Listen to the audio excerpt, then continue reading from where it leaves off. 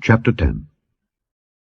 Now the Philistines fought against Israel, and the men of Israel fled from before the Philistines and fell down slain in Mount Gilboa. And the Philistines followed hard after Saul and after his sons. And the Philistines slew Jonathan and Abinadab and Malchishua, the sons of Saul. And the battle went sore against Saul, and the archers hit him, and he was wounded of the archers. Then said Saul to his armor-bearer, Draw thy sword and thrust me through therewith, lest these uncircumcised come and abuse me. But his armor-bearer would not, for he was sore afraid. So Saul took a sword and fell upon it.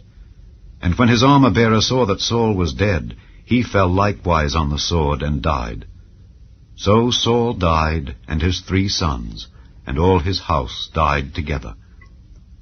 And when all the men of Israel that were in the valleys saw that they fled, and that Saul and his sons were dead, then they forsook their cities and fled, and the Philistines came and dwelt in them. And it came to pass on the morrow, when the Philistines came to strip the slain, that they found Saul and his sons fallen in Mount Gilboa. And when they had stripped him, they took his head and his armor, and sent into the land of the Philistines round about to carry tidings unto their idols and to the people. And they put his armor in the house of their gods, and fastened his head in the temple of Dagon.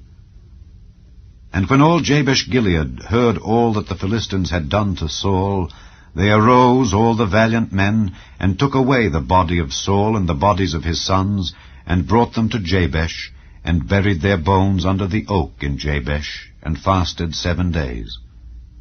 So Saul died for his transgression which he committed against the Lord, even against the word of the Lord which he kept not, and also for asking counsel of one that had a familiar spirit, to inquire of it, and inquired not of the Lord.